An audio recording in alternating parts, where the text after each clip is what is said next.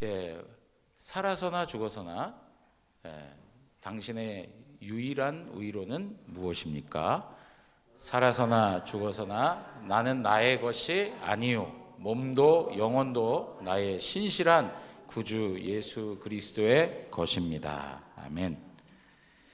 이제 오늘은 제28주일 성찬에 관해서, 지난주에 세례에 관해서 이야기했다면 오늘은 28주일 성찬에 관하여서 설명을 하겠습니다.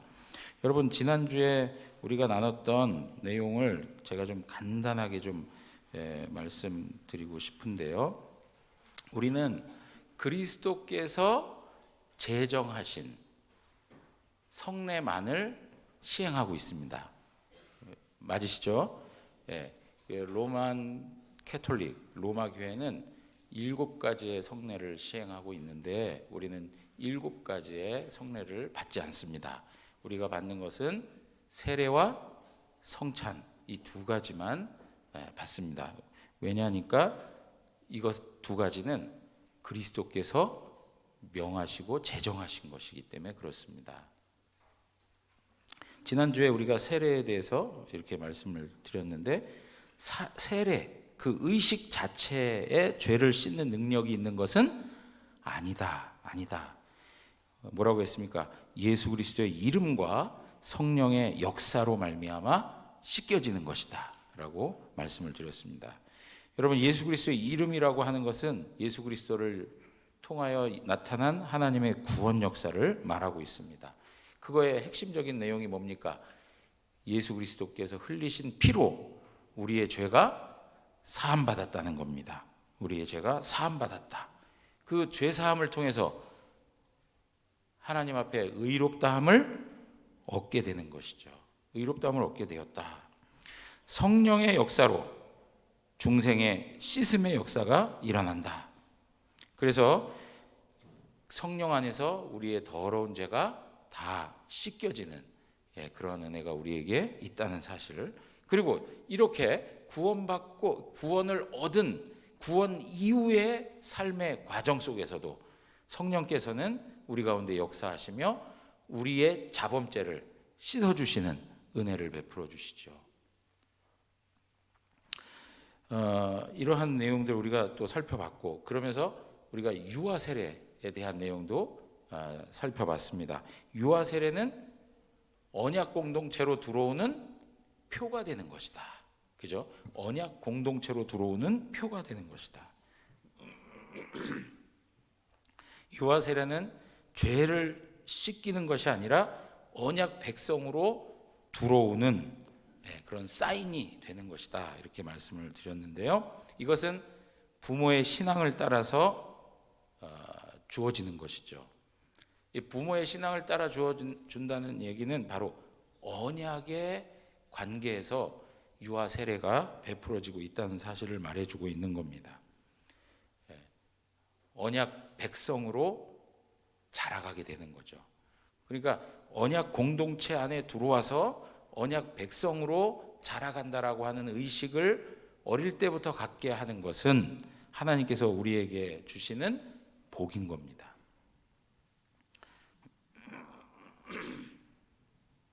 그러나 이렇게 언약 백성 가운데 있다는 것이 곧 구원을 확실히 받았다라고 하는 것하고 동일하지 않다라고 말씀을 드렸어요. 그죠? 예를 들어서 말씀드렸죠. 이삭의 2 자녀가 있습니다. 에서와 야곱이 있습니다. 둘 다 언약 백성에 들어 있습니다. 그러나 하나님께서는 누구를 택하세요? 야곱을 택하여 당신의 구원을 이루어 가십니다. 그래서 청함을 받은 사람은 많으나 이렇게 얘기했을 때 그 청함을 받은 사람은 뭐예요? 왕의 백성들을 다 이야기하는 거예요. 왕의 백성들, 그 언약 공동체, 언약 백성들을 말하는 거예요. 그러나 거기에서 선택을 받은 자들은 적다라고 이렇게 말씀을 하고 있죠. 그래서 우리가 이 내용을 생각할 때 언약 백성이라고 하는 큰 동그라미가 있으면 그 안에 하나님의 택함 받은 구원의 백성이 존재하고 있다는 것입니다. 예. 그래서 유아 세례의 의미는 바로 언약 백성이라고 하는 틀에 들어오게 되는 표가 되는 것이다. 예. 그러나 이들이 자라가면서 하나님 앞에 구원받은 하나님의 자녀가 되는, 구원에 대한 확신을 가진 하나님의 자녀가 되는 것하고는 또 다른 문제임을 설명드렸습니다. 여러분, 오늘 이제 우리가 성찬에 대해서 이렇게 나누게 되는데요. 성찬은 주님의 명령을 따라서 나누는 떡과 포도주를 가리켜서 성찬이라고 이렇게 이야기를 하고 있습니다. 이렇게 나누는 예식을 우리는 성찬 예식 이렇게 또 설명을 하고 있는 거죠. 자, 여러분 75문 한번 우리가 읽으면서 그 다음 이야기들을 하겠습니다. 75문입니다. 제가 질문하겠습니다. 그리스도께서 십자가 위에서 이루신 단번의 제사와 그의 모든 공효에 당신이 참여함을 성찬에서 어떻게 깨닫고 확신합니까? 답을 하겠습니다. 그리스도께서는 나와 모든 성도에게 그를 기념하여 이 뗀 떡을 먹고 이 잔을 마시라고 명령하시고 또한 이렇게 약속하셨습니다. 첫째, 주님의 떡이 나를 위해 떼어지고 잔이 나에게 분배되는 것을 내 눈으로 보는 것처럼 확실히 그의 몸은 나를 위해 십자가에서 드려지고 찢기셨으며 그의 피도 나를 위해 쏟으셨습니다. 둘째, 그리스도의 살과 피의 확실한 표로서 주님의 떡과 잔을 내가 목사의 손에서 받아 입으로 맛보는 것처럼 확실히 주님께서는 십자가에 달리신 그의 몸과 흘리신 피로써 나의 영혼을 친히 영생에 이르도록 먹이시고 마시올 것입니다. 자, 여러분, 오늘날 우리가 이제 성찬을 시행하고 있는데 사실은 성찬을 매주마다 하지는 못하고 있어요. 그죠? 그런 이유에 대해서 지난번에도 한번 언급을 했지만 종교 개혁 이후 종교 개혁자들은 사실은 로마 카톨릭과의 어떤 차이점을 두면서 말씀 중심적인 신앙을 강조하게 되죠. 그러다 보니까 예배에 말씀 예전이 중심이 되는 예배를 드리게 되었어요. 물론 칼빈이든지 여러 종교 개혁자들은 성찬도 예배의 요소라는 것을 부인하지 않아요. 그것을 우리가 기회가 되는 대로 자주 시행해야 할 것을 언급했어요. 그럼에도 불구하고 종교개혁 이후에는 말씀 중심의 예전이 이렇게 지내오다 보니까 사실은 이런 그 성찬 예전, 성찬에 대한 이런 그 의식들이 점점 그 횟수가 줄어들게 되는 그런 일들이 생겨나게 되었습니다. 이게 줄어서 진행되어지다 보니까 거기에 너무 익숙해져 있는 거예요, 지금. 너무 익숙해져 있어요. 그래서 예를 들면 저희 교회도 봄과 또 가을에 그리고 어떤 경우에 뭐 무슨 예를 들면 송구영신 뭐 이런 경우에 뭐 이렇게 좀 할 수 있겠는데 이런 그 내용을 뭐 분기별로 한다든가 아니면 한 달에 한 번씩 한다든가 두 달에 한 번 한다든가 이렇게만 해도 야 그렇게 많이 한다고 하고 이렇게 마음적으로 또 어려워하실 수 있어요. 왜냐하면 그만큼 시간도 할애되는 문제이기 때문에 오늘날 이제 많은 대중들이 회중들이 시간에 대해서 굉장히 이렇게 제한적인 그런 생각들이 많기 때문에 예배가 이제 점점 길어지게 된다는 것에 대한 부담도 많이 느끼는 거죠. 근데 사실 그런 생각을 한다는 것 자체는 굉장히 인간적인 생각에서 출발하고 있는 거예요. 근데 원래 예배의 요소라면 반드시 회복되어져야 되는 게 마땅한 거죠. 왜냐하면 이제 어떤 교회들은 우리는 이제 찬양대가 있는데요. 찬양대의 찬양은 예배의 요소에서 반드시 있어야 된다라고 생각하는 분들이 많아요. 왜? 그걸 어릴 때부터 그렇게 보고 자랐으니까 그건 예배의 요소에 반드시 있어야 된다라고 생각을 해요. 근데 사실은 이제 개혁파 예배 예전 속에서는 사실 찬양대 그 찬양이 생략되는 부분들도 상당히 많이 있어요. 그리고 오히려 회중 찬양이 더 훨씬 더 많은 그런 어떤 그 순서를 가지고 있는 걸 볼 수 있습니다. 그러니까 예를 들어서 찬양대가 빠지면 안 돼라고 하는 생각 우리 다 같이 하잖아요. 그런데 뭐 다 그런 생각 없는 분들처럼 이렇게 얼굴들이. 그런데 우리가 사실은 예배의 요소인 이 성찬이 빠져 있다. 성찬을 우리가 자주 시행하지 못한다. 사실 이 문제가 더 심각한 문제라는 얘기를 드리고 싶은 거예요. 다른 어떠한 예배의 요소보다 사실은 이 성찬에 관한 이 요소가 예배에 굉장히 중요한 요소이기 때문에 사실은 칼빈도 우리에게 안내하는 것처럼 기회가 닿는 대로 자주 하는 것이 합당하다라고 하는 것이죠.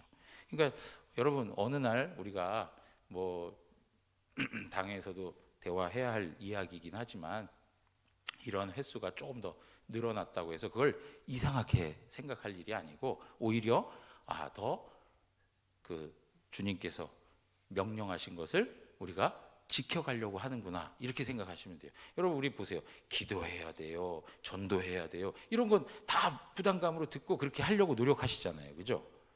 그런데 주님께서 성찬을 통해서 나를 기념하라 하고 명령하셨어요. 근데 이 부분에 대해서는 별로 이렇게 마음을 두지 않는 것이 오늘날 한국교회 성도들이 가지고 있는 마음의 태도예요. 이제 그런 점에서 우리가 교회에서 이제 이 성찬의 내용들을 좀 더 자주 하나님 앞에서 가지게 된다라고 할 때는 여러분들께서도 그런 부분들을 이제 좀 넓게 이해하면서 주께서 우리에게 명령하신 것에 우리가 더 순종하려고 하는 그러한 기회가 되는구나라고 이렇게 생각을 하셔야지. 이걸 왜 이렇게 뭐 시간이 길어지는데 이걸 자꾸 해야 되는가 이런 생각을 해서는 아니 된다는 거죠. 오히려 지금의 현실이 오히려 부족한 현실이라는 사실을 우리가 아셔야 되는 겁니다. 자, 그리고 이제 오늘 이제 예수님이 이렇게 성찬을 나누라고 명령하신 목적이 무엇인가라고 할 때 첫째가 뭐냐니까는요. 떡이 나를 위해 떼어지고 잔이 나에게 분배되는 것을 내 눈으로 똑똑히 보게 되는 거예요. 여러분 첫째 기록된 내용이 있죠.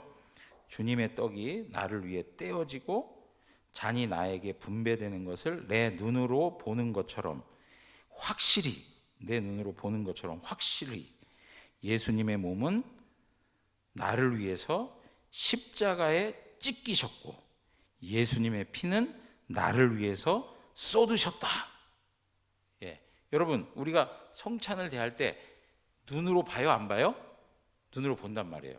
사실은 이런 의미를 더 잘 살리려면 우리가 대하는 빵을 잘라 놓지 말고 원래 한 덩어리를 가지고 그걸 이렇게 찢어야 되는 거예요. 찢어야. 그럴 때마다 이 찢는 걸 보면서 뭘 생각해야 된다고요?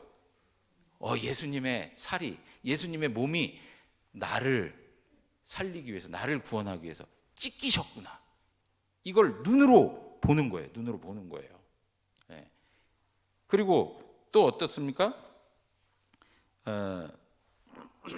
그의 피도 나를 위해 어떻게 됐다고요? 쏟으셨구나. 그의 피도 나를 위해 쏟으셨다. 내가 눈으로 보는 것처럼, 내가 그것을 눈으로 보는 것처럼 예수님께서 나를 위해 자기의 몸을 찢으시고 자기의 피를 쏟으신 게 확실한 사실이구나 하고 눈으로 확증하는 거예요. 눈으로 확증하는 거. 하나님께서 시청각을 이용해 주시는 거죠. 자, 두 번째는 뭐냐? 두 번째는 여러분 지금은 눈으로 보는 거였습니다. 두 번째 주님께서 성찬을 통해 목적하시는 게 뭐냐? 맛을 보게 하시는 거예요. 맛을 보게 하시는 거.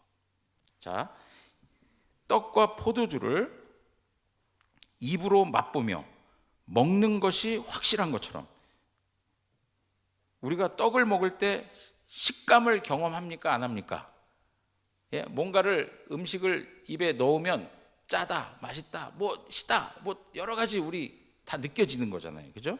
그거는 정확하지 않습니까? 확실하지 않습니까? 내가 느끼는 게 분명하지 않습니까? 여러분, 레몬을 짜서 입에다가 넣었다. 그러면 지금 어떤 침이 도십니까? 예, 그죠? 그거 왜 그래요? 경험해 봤으니까 그런 거죠. 경험해 봤으니까. 그죠? 확실한 거예요, 이거는. 확실한 거. 마찬가지로 우리 주님께서 우리가 떡을 먹을 때 그 식감을 경험하는 것처럼, 우리가 포도주를 마실 때 포도주의 맛이 확 느껴지는 것처럼 확실하게 주님께서는 주님께서는 당신의 살과 피로 나의 영혼을 영생에 이르도록 먹이시고 그리고 마시게 하셨다. 예, 먹이시고 마시게 하셨다. 입맛으로 우리가 확신하는 것처럼 예수 그리스도의 살과 피를 먹고 마셨다는 것을 확실하게 증언해 주고 있는 것입니다. 그러니까 예수님의 살이 우리의 양식이 되고 예수님의 피가 우리의 뭐가 돼요? 참 음료가 되는 거예요. 그걸 통해서 우리는 영생을 얻게 되었다라고 하는 것을 확증할 수 있도록 하는 거예요. 자,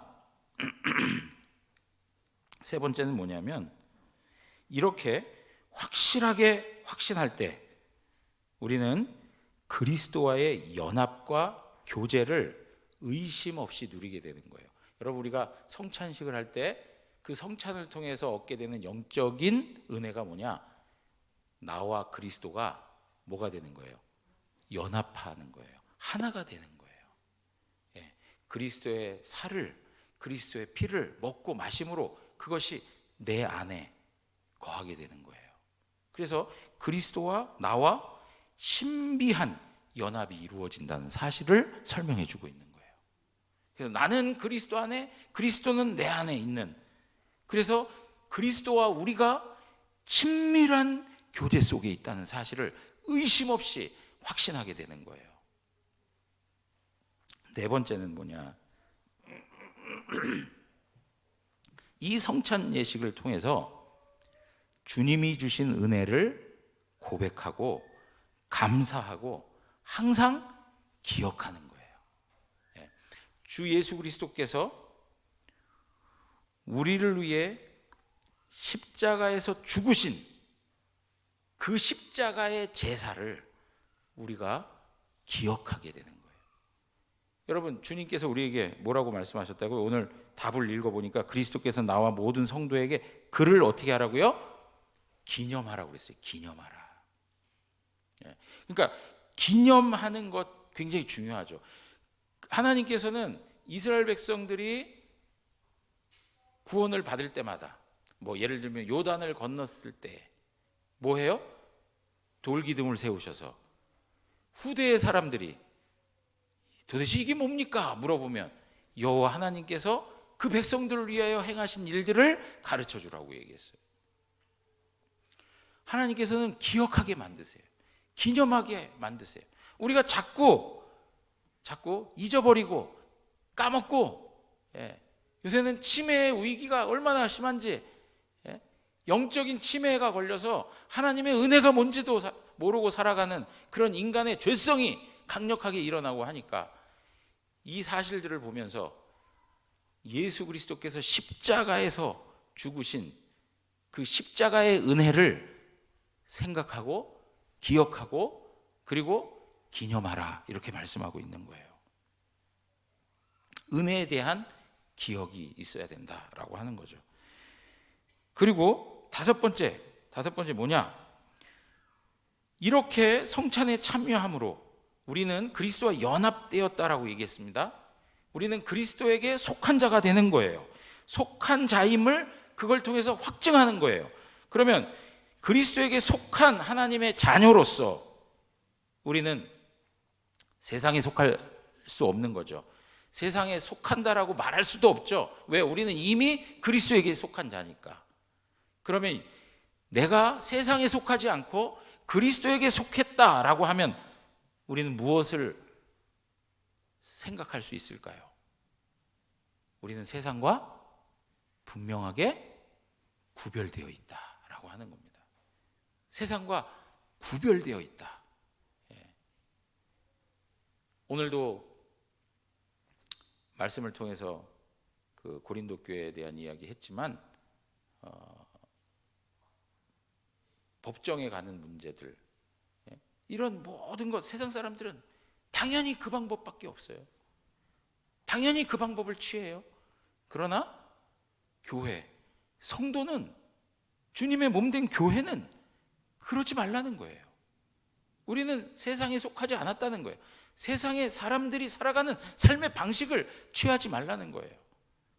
그리고 성경이 가르치는 대로, 우리 주 예수 그리스도께서 가르치시고 명하시는 대로 세상과 구별되어서 살아가라는 거예요.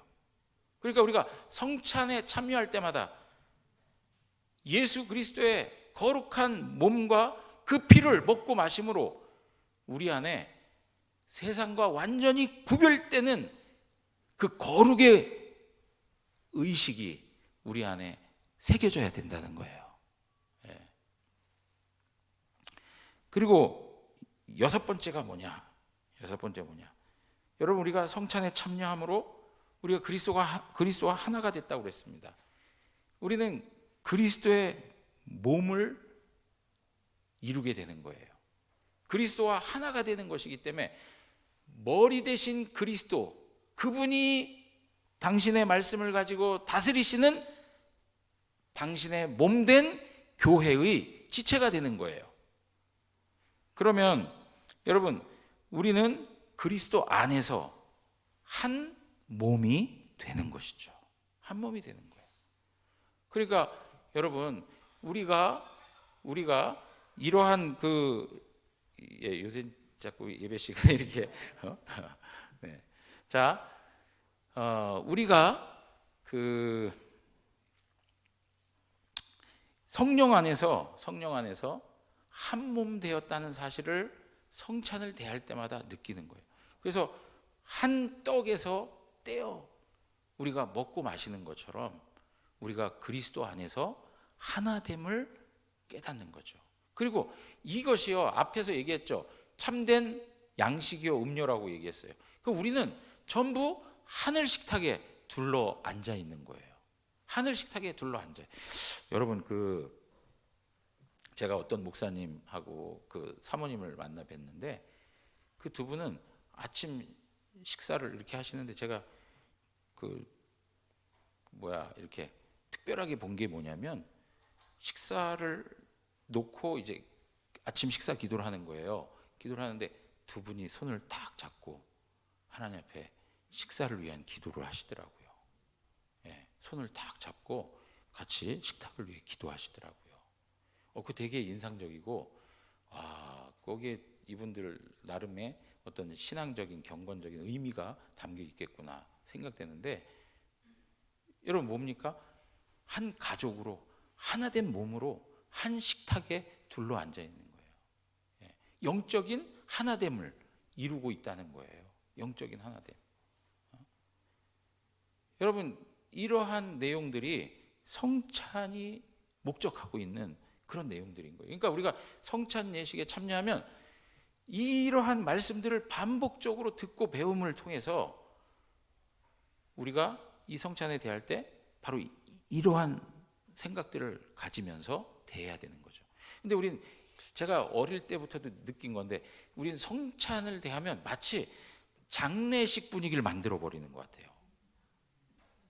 그죠? 그래서 아주 엄숙하고, 그래서 그냥 그 음악이 쫙 깔리면서 우리 그냥 그렇게 하는 거죠. 쫙 깔리면서 그리고 예수님이 십자가에서 돌아가시면서 죽어가시면서 고난당한 그 아픔을 막 뼈저리게 이렇게 느끼면서, 그러면서 막 눈물을 이렇게 흘리고 그러는데 대부분 보면 이렇게 뭐예요? 그 인간적인 불쌍함, 인간적인 동정에서 생기는 그런 눈물들이 훨씬 많아요. 그러니까 분위기가 예수님을 또 한 번 돌아가시게 만드는 그런 분위기, 그 장례를 치르는 분위기가 돼버리는 거예요. 근데 여러분, 사실은 우리는요, 이 성찬을 미사로 보지 않아요. 여러분, 로마 교회에서 미사는 뭐예요? 제사예요, 제사. 예수님이 십자가에서 또 죽으시는 제사 행태가 돼버리는 거예요. 그러나 오늘 우리가 읽었던 본문의 내용들처럼, 그리고 하이델베르그 요리문답에서도 그 문구를 그대로 사용하고 있는데, 십자가 위에서 이루신 단번의 제사라는 말. 여러분, 그것으로 예수 그리스도의 제사는 끝난 거예요. 믿으십니까? 그건 끝난 거예요. 그런데 로마 교회는 어떠해요? 반복적으로 그 제사가 지금 진행되고 있다라고 보는 거예요. 그렇게 생각하면 얼마나 슬픈 일이에요. 그러나 우리는 뭐예요? 그리스도께서 이루신 완전한 제사, 그 제사의 은혜를 우리가 받아 누리는 사람들이거든요. 그러니까 거기에 슬픔, 탄식, 아픔, 이거보다는 무엇이 있겠어요? 감사가 있고 기쁨이 있고 하나님을 향한 찬송이 있는 거예요. 이해되시겠습니까? 그냥 그런 의미를 우리가 생각을 하셔야 돼요. 이 성찬에 참여하시면서. 자, 여러분, 오늘 우리가 읽는 이런 내용들을 한번 다시 살펴봤으면 좋겠는데요. 76문에 제가 얘기한 내용들을 쭉 설명하고 있는 거예요. 한번 다시 하나씩 읽어볼게요. 76문, 십자가에 달리신 그리스도의 몸을 먹고 그의 흘리신 피를 마신다는 것은 무슨 뜻입니까? 이렇게 질문을 하고 있습니다. 답을 하겠습니다. 시작. 그것은 믿는 마음으로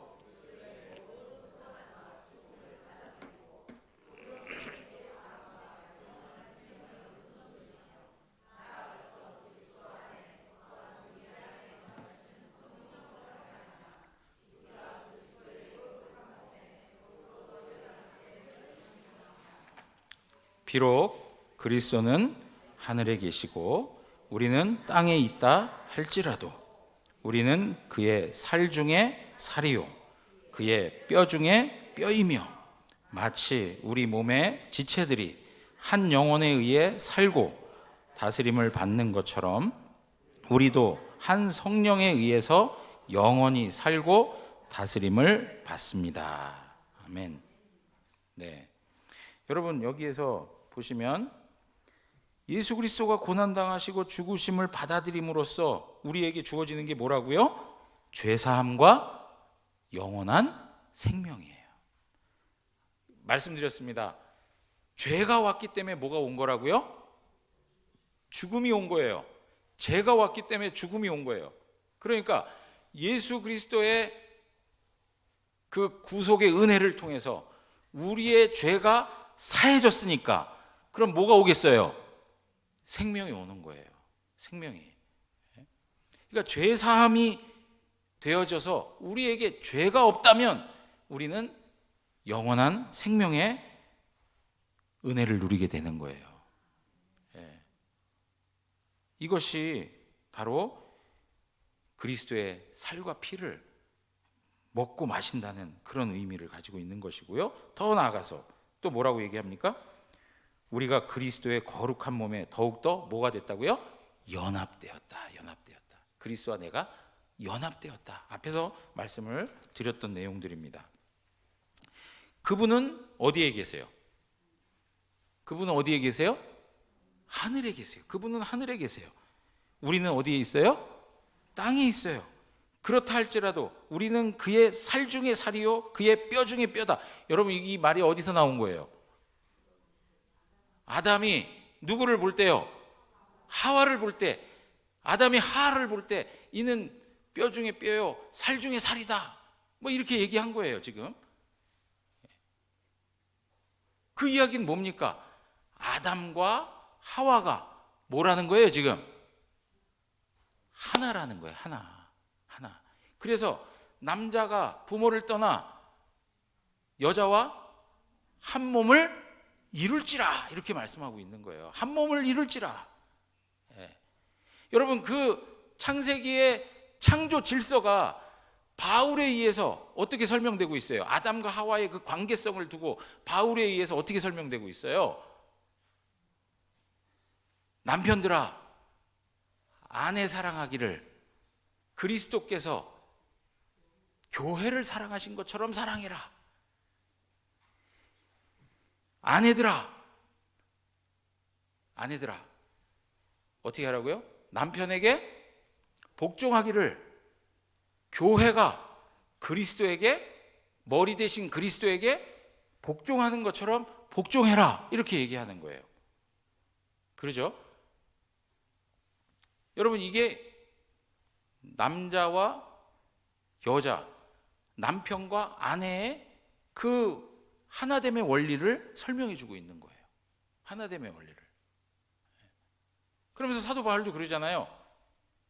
둘이 한 몸이 될지라 라고 그대로 인용을 해서 설명해 준단 말이죠. 그러니까 지금 여러분 이런 말씀들을 보면 아담은 누구의 그림자예요? 예수 그리스도의 그림자예요. 예수 그리스도를 예표하고 있는 거예요. 그러면 하와는 누구를 예표하고 있는 겁니까? 예? 교회를 예표하고 있는 거예요. 신부된 교회를 예표하고 있는 거예요. 그것을 바울은 그 창조 질서의 원리를 따라서 그 당시에 살아가는 성도들에게 그리스도와 신부된 교회의 관계를 설명해 주고 있는 거예요. 예. 그러니까 여러분, 교회가 얼마나 중요한 건지 아시겠습니까? 예? 그리스도와 하나된 신부라는 것을 설명해 주고 있어요. 그리스도는 우리의 신랑이 되시고 우리는 그의 신부가 되어서 둘이가 하나가 되는 놀라운 역사가 우리 가운데 나타나게 되었다는 거죠. 그것이 뭘 통해서 가능하게 된 겁니까? 예수님이 십자가에 죽으시고 구원의 은혜를 베푸시면서 그것이 가능하게 되었다는 것이고, 그 구원의 역사를 근거로 성령께서 어떻게 하시는 거예요? 하나 되게 하시는 거죠. 성령께서 하나 되게 하시는 거예요. 여러분, 이러한 원리를 생각하면 정말 하나님의 교회가 그리스도와 하나 되었다, 그 의식 속에 우리 모두도 다 어떻다는 거예요? 하나됨을 이루어가야 한다는 것을 성도의 책임으로, 교회의 책임으로 설명하고 있다는 것입니다. 네. 자, 그런데 여러분, 여기 내용 가운데서 그 75문의 둘째 내용을 이렇게 보면서 이런 표현이 있어요. 그리스도의 살과 피의 확실한 표로서 주님의 떡과 잔을 내가 누구의 손에서요? 목사의 손에서 받아, 이렇게 얘기해요. 목사의 손에서 받아. 예. 여러분, 이런 말을 여기다 왜 써놨을까요? 예? 목사의 권위를 높이려고요?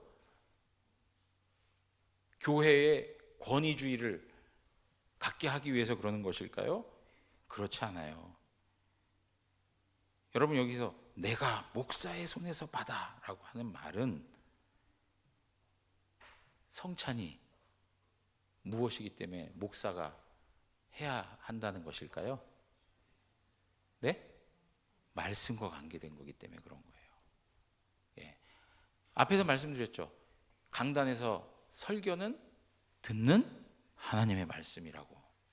그리고 우리가 하는 성례, 세례와 성찬은 뭐요? 보이는 하나님의 말씀이에요.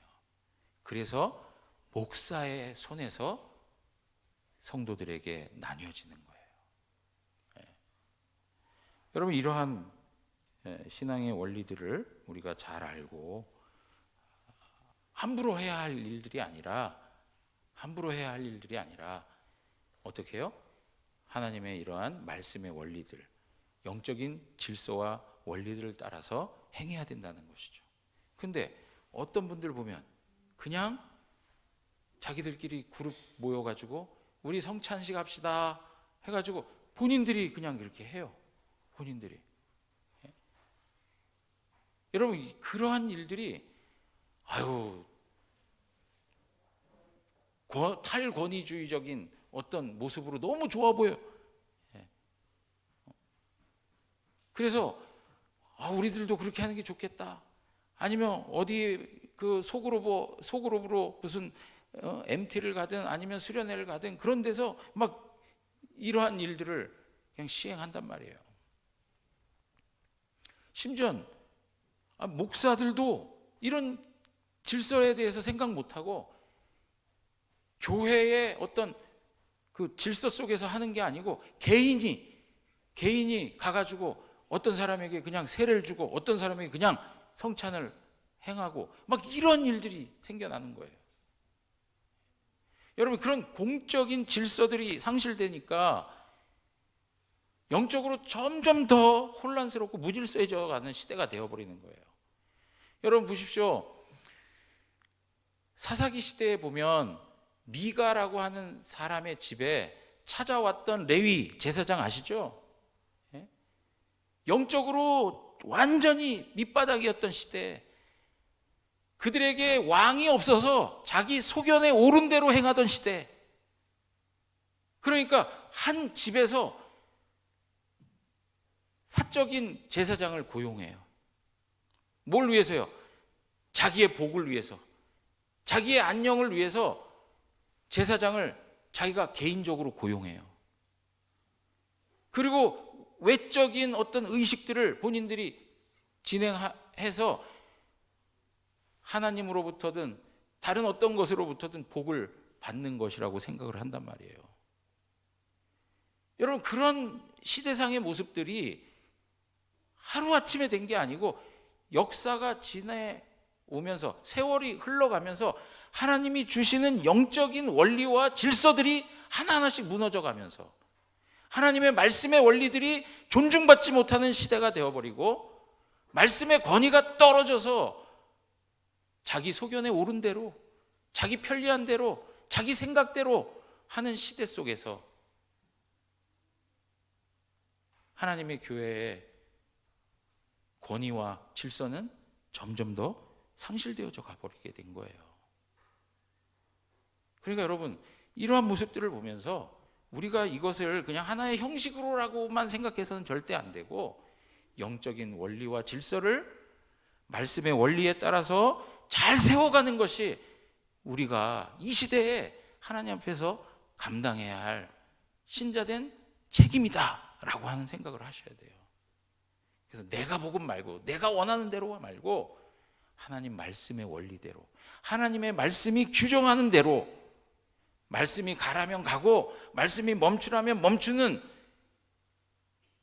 그 적정의 원리, 그 신앙을 따라서 살아가야 된다는 거예요. 어느 누구도 말씀의 지도를 받지 않으려고 한다면 그건 문제가 있는 거예요. 여러분, 오늘 이러한 그 세례나 성찬이나 이런 것들이 너무나도 무질서해져가는 시대에 우리가 살아가고 있습니다. 이런 상황에서 이러한 그 신앙의 내용들을 잘 마음속에 새겨두시고 또 우리 생활의 원리로 삼아서 하나님 앞에서 성경적인 교회, 성경적인 신앙, 성경적인 성도의 삶을 살아가야 될 줄 믿습니다. 여러분, 오늘 우리가 이러한 내용들을 이 말씀을 통해서 다시 한번 살펴봤는데요. 77문을 읽고 우리 한번 마치도록 하겠습니다. 믿는 자들이 이 뗀 떡을 먹고 이 잔을 마시는 것처럼 확실히 그리스도께서 그들을 그의 몸과 피로 먹이고 마시우겠다는 약속을 어디에서 하셨습니까? 자, 답을 하겠습니다. 성찬을 제정하실 때 이렇게 말씀하셨습니다. 주 예수께서 잡히시던 밤에 떡을 가지사 축사하시고 떼어 가라사대 이것은 너희를 위하는 내 몸이니 이것을 행하여 나를 기념하라 하시고 식후에 또한 이와 같이 잔을 가지시고 가라사대 이 잔은 내 피로 세운 새 언약이니 이것을 행하여 마실 때마다 나를 기념하라 하셨으니 너희가 이 떡을 먹고 이 잔을 마실 때마다 주의 죽으심을 오실 때까지 전하는 것이니라. 바울 사도는 거듭 이 약속의 말씀을 하였습니다. 우리가 축복하는 바 축복의 잔은 그리스도의 피에 참여함이 아니며 우리가 떼는 떡은 그리스도의 몸에 참여함이 아니냐. 떡이 하나요 많은 우리가 한 몸이니 이는 우리가 다 한 떡에 참여함이라. 아멘. 네, 우리 모두가 다 한 떡에 참여하는 한 몸이요 한 지체임을 우리가 생각하시고 하나님 앞에서 그리스도 되심, 하나님의 하나님 되심이 우리를 통해서 드러나기를 하나님께서 원하신다는 것. 그 십자가의 은혜와 십자가의 능력이 우리의 삶을 통해서 온 세상에 드러나기를 하나님이 기뻐하신다는 사실들을 기억하고 우리 한 주간도 하나님 앞에 살아가는 은혜가 있기를 주님의 이름으로 축원합니다. 우리 다 같이 일어나시겠습니다.